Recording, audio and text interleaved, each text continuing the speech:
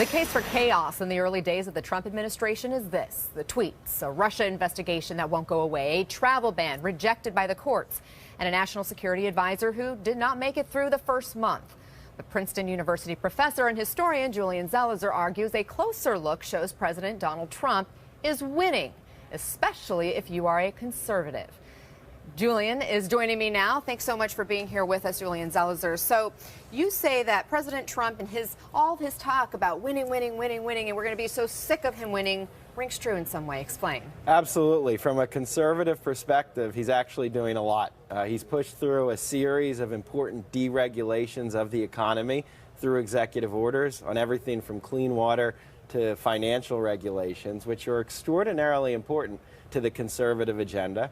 He's raising questions about the legitimacy of government, both through his attacks on judges and other institutions and through how he himself conducts the presidency. And that's not good for liberals because in the end they depend on government.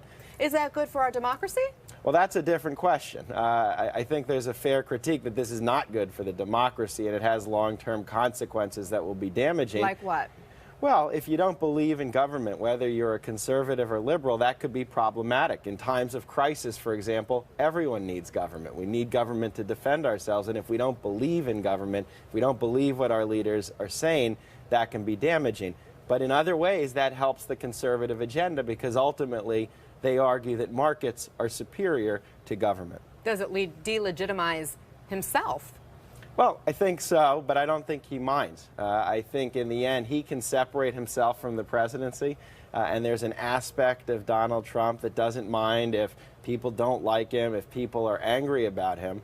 But if he's still in power, that's fine with him. And while he's in power, he's raising basic questions about whether this presidency, which we depend on, is an institution that will matter as much in the next 8 to 16 years. Critics of the Trump administration have pointed out the fact that he hasn't filled a whole bunch of vacant positions right now, as far up as deputies to the State Department, for example. And so as a result, the government isn't working as efficiently as it could. And you also argue that that could be good for Republicans. That's very important. Obstruction helps conservatives and hurts liberals. And so when you take a department like the State Department and you don't staff it and you don't give it much of a mission, it withers.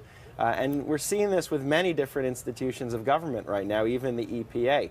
And in the end, that's a very effective tactic that conservatives like Ronald Reagan have used to weaken government without actually taking it apart. And I think this is intentional. It's not simply a mistake or a delay. I think this is conservative obstruction that's going to have an effect.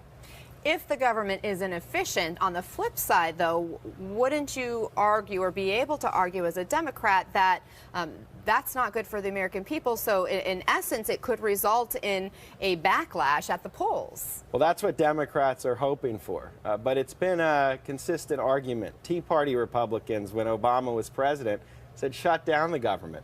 Democrats warned there'd be a backlash, but Tea Party Republicans said just show government is not necessary. Show that you can close it down and we don't need it. And in that respect, they won, meaning they continued to maintain power in Congress. They have the presidency, and the backlash was not as severe as Democrats hoped. So I think you're right, but I'm not sure that's actually going to happen right now. So do you think what the president is doing is intentional? Is there strategy behind it? I think there is. I think Stephen Bannon, for example, one of his advisors, has talked about a lot of these issues and tactics for a while.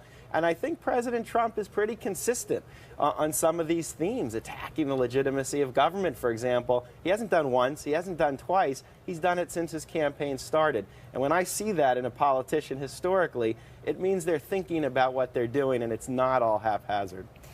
If you were to look into the history books, as you did mention Reagan as an example of having done some of this as well, I mean, what do Democrats do to respond that could be effective? Well, the most effective thing is to mobilize people who are actually being hurt and affected by the cuts in certain kinds of government. So when Reagan was president, he tried to cut the EPA and the Department of Interior from within, and what it did was to mobilize environmental activists. And Democrats were very good about organizing them at the state and local level and building pressure in elections to have the kind of backlash you're talking about rather than just waiting for it. And I think that's the main tactic Democrats have used in the past, and they're going to have to do that now. I don't think they can just wait for the backlash to happen, though. Historically, that often doesn't take place. Thanks for the thoughtful discussion. Great to have you on, Julian Zelizer. Thank you.